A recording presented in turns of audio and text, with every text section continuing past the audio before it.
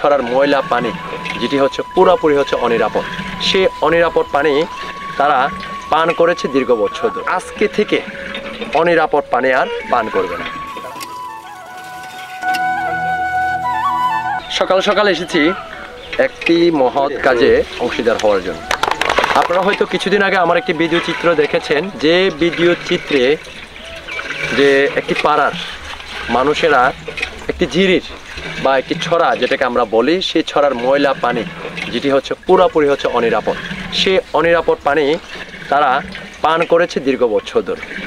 কিন্তু তারা আজকে থেকে অনিরাপদ পানি আর পান করবে না, তারা আজকে থেকে এই নলকূপের পানি পান করবে। তো যার জন্য আমি ধন্যবাদ জানাই শাকিলদাকে এবং শাকিলদার টিমের মানে আশা হোপনুম বাংলাদেশের সকল সদস্যকে এবং শাকিল ওয়েলফেয়ার ফাউন্ডেশনে যারা আছেন প্রত্যেককে হচ্ছে সেলুট জানাই এবং ধন্যবাদ জানাই। আপনাদের আন্তরিকতা, আপনাদের ভালোবাসার কারণে হয়তো আজকে এই পাড়ার মানুষগুলো নিরাপদ পানি পান করতে পারবে। তো আমি যে কথা বলতে চাই, পাহাড়ে যখনই যাই কোনো না কোনো কাজে, যখন অবসর সময় বা ছুটি যখন পাই, যে চিত্রগুলো দেখি মানে আমাদের পাহাড়িদের যে সংগ্রাম, সেই সংগ্রামের মধ্যে এই বিশুদ্ধ পানি একটি। পাহাড়ের একজন মা এবং একটি বোনকে এই বিশুদ্ধ পানি সংগ্রহের জন্য যে পানীয় জল সংগ্রহ করতে হয় মাইলের পর মাইল হেঁটে। আপনারা যারা পাহাড়ে আসেন এবং আমাদের পাহাড়ের এই চিত্রটি দেখেছেন, আপনারা হয়তো অবশ্যই সেটি অনুভব করতে পেরেছেন যে কতটুকু কষ্ট বা কতটুকু ঘাম জড়াতে হয় এক ফোঁটা বিশুদ্ধ পানি পান করার জন্য। তো আজকে এই পাড়াবাসীরাও কিন্তু প্রচুর খুশি। তাদের প্রত্যেকের মুখমণ্ডলে আমি দেখতে পেয়েছি হাসির ঝিলিক।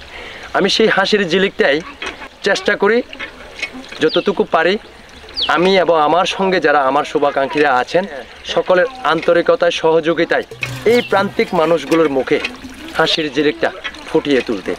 অনিরাপদ পানি পান করার কারণে পাড়ার অনেকজন মানুষ কলেরা, ডায়রিয়া, পানিবাহিত রোগে হচ্ছে আক্রান্ত হয়। আজকে যে তারা এই নিরাপদ বিশুদ্ধ পানিটা পান করতে পারবে এই রিংওয়েলের, এই পানিটা পান করার পর আগে তাদের যে পানিবাহিত বা যে ডায়রিয়া, কলেরা রোগ হতো সেটি হয়তো অনেকটা কমবে। তো ভিডিওতে ইটি টানার আগে একটি কথাই বলবো, আমাদের পাহাড়ে যে সম্পত্তি আছে, প্রাকৃতিক সম্পদ, এই প্রাকৃতিক সম্পদ সংরক্ষণ করা, বাঁচিয়ে রাখা আমাদের সকলের দায়িত্ব।